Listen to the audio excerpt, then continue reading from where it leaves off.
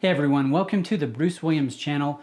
Let's do a wrist check. Today I'm wearing the Speedmaster from Omega, the sapphire sandwich on the OEM bracelet, and I'm also wearing my old beat up NASA shirt today. So kind of a fun watch slash t-shirt combination. This one comes from Kevin, who says, I need your honest, unbiased opinion.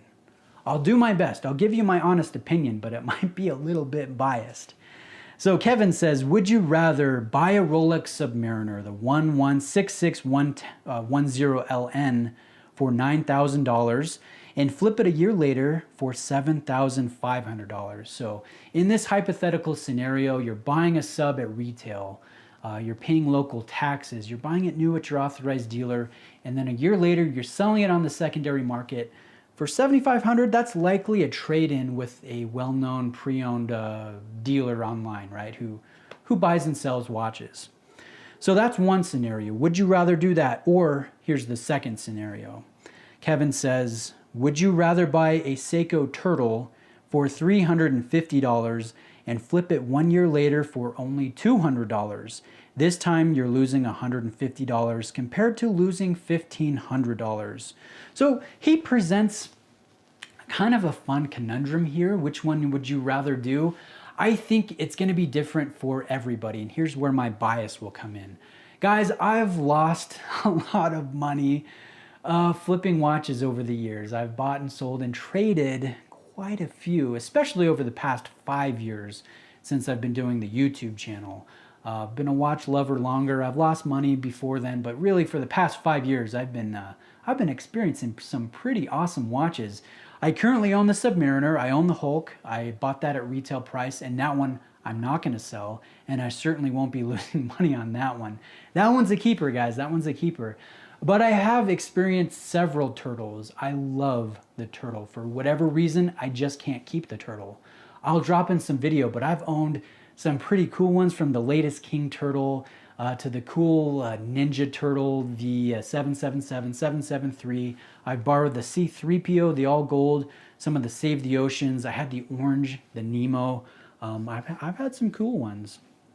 And I've lost money on money on most of them. Some of them I made a little bit of money because they've just become collectible, like the Ninja and the orange one, but the majority of the time I lose a little bit.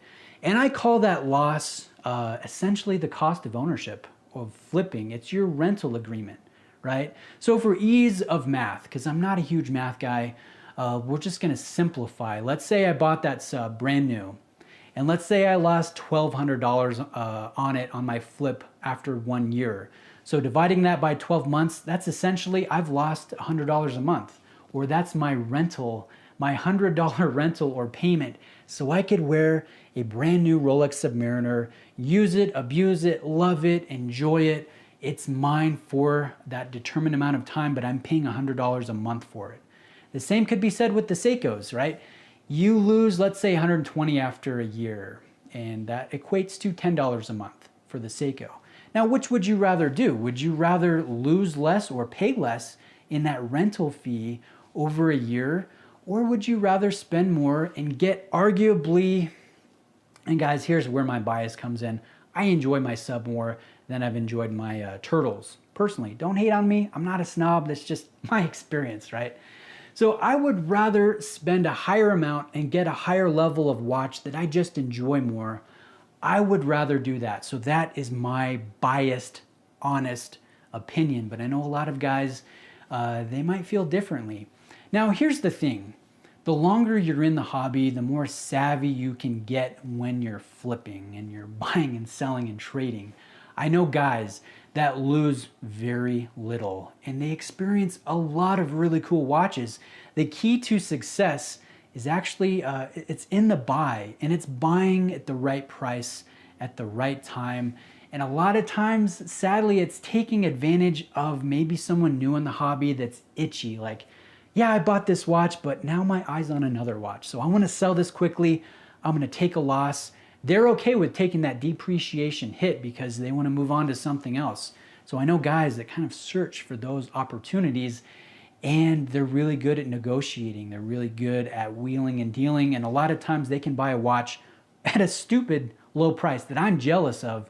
they can experience it for an amount of time, and then when they go to sell it or flip it, they're particularly skilled at doing good listings with great pictures and such, and in many instances they can make a little bit of money. So it's possible to really minimize that monthly rental fee, I guess you could say, for experiencing a watch, but not everybody is as skilled enough to do it. But it's possible, and I don't know. What do you guys think? I'd be interested. Would you rather lose $1,500 on a Rolex after a year or only lose $150 on a Seiko? I think the answers are going to vary, and let me actually close with a part from Kevin's email again. He says, I think the majority of people would rather lose $1,500 on a Rolex and still have $7,500 in their watch budget rather than the other way around. So is Kevin right? Let me know what you think in the comment section. I'm interested. Do you flip? Is that against your DNA as a collector? You're not allowed to lose money.